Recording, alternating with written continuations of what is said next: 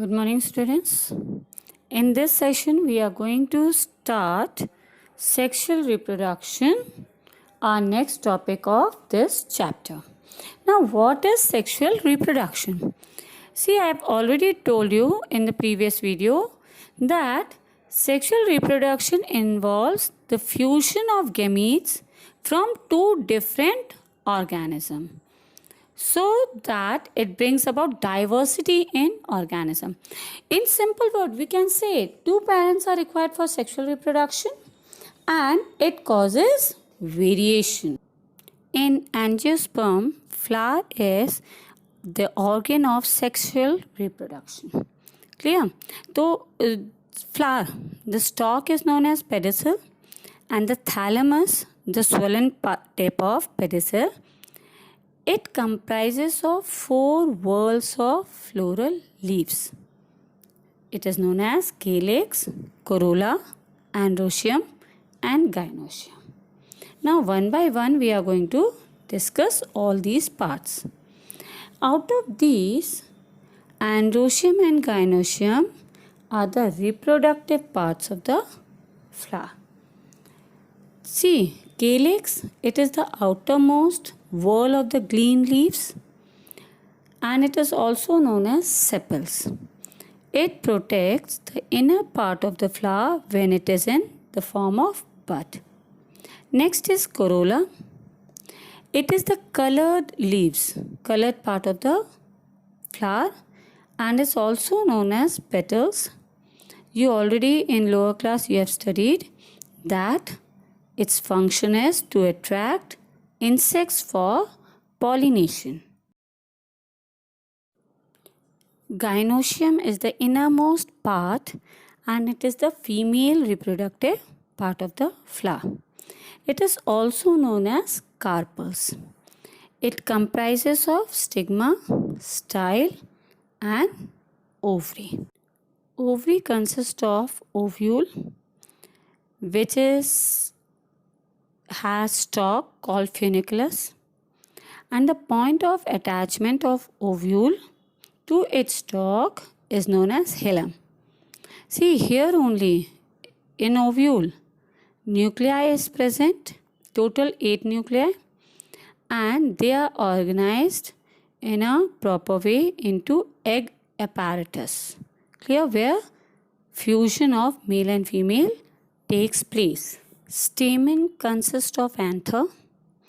Each anther consists of 4 pollen sac and it is also known as microsporangia, which undergoes cell division and after the formation of pollen grains, anther breaks and through pollination it gets sticks to the stigma where pollen tube is formed and fertilization takes place. Flowers are of two types, unisexual and bisexual. Uni means in that particular flower either stamen is present or carpel is present. While in bisexual both stamen and carpels are present on the same plant. See, in unisexual, we can take the example of papaya, watermelon. In this, only stamen or carpel, any one of the reproductive part, either male or female, is present in one plant.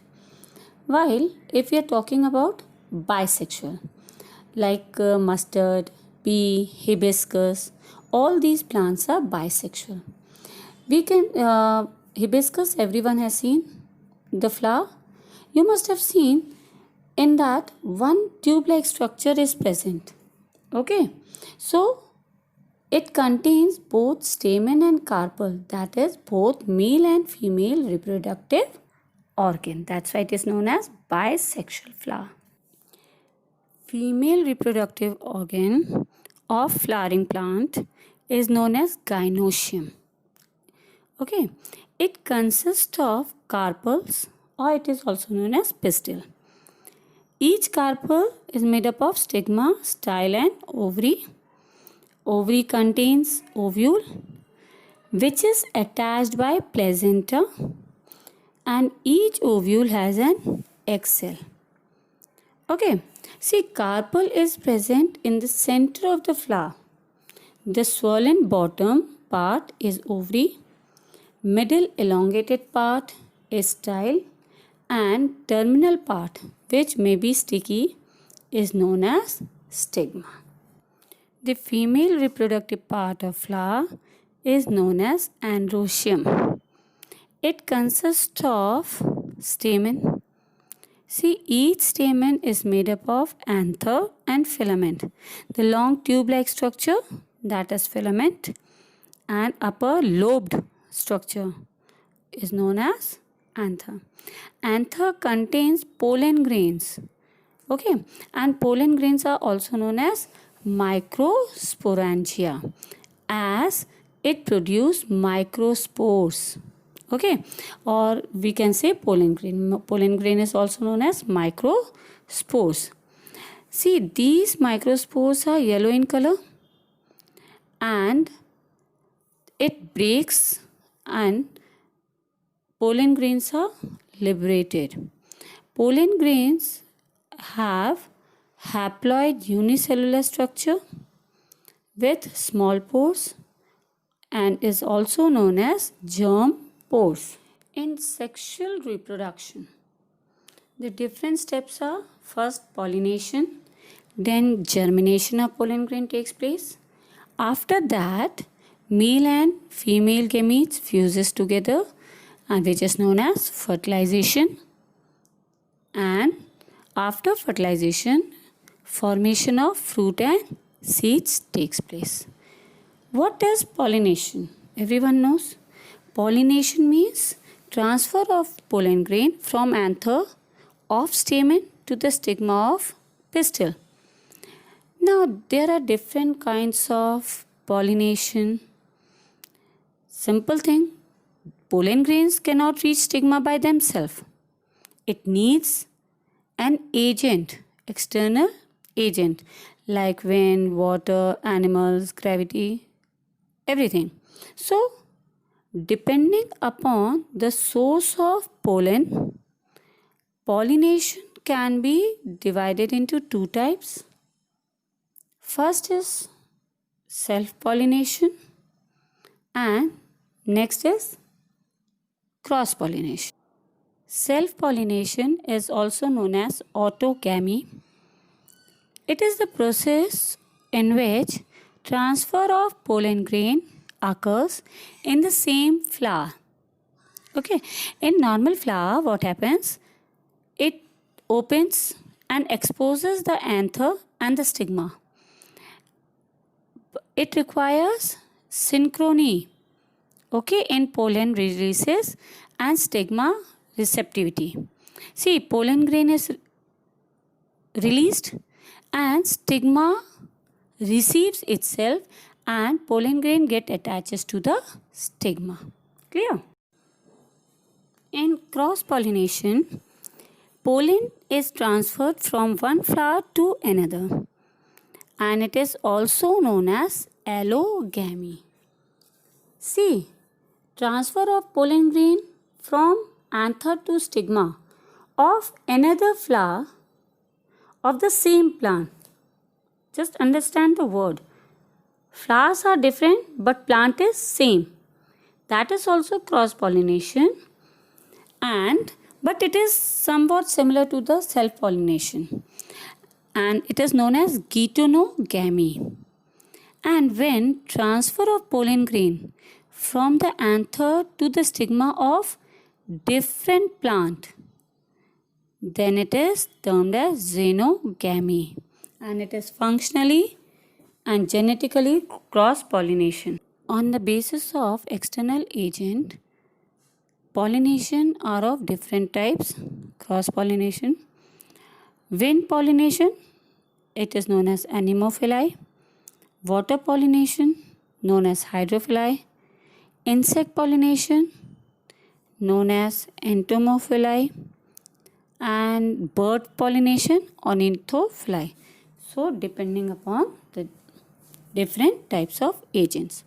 Now, next is fertilization. See, ovary contains ovule and each ovule has an egg cell.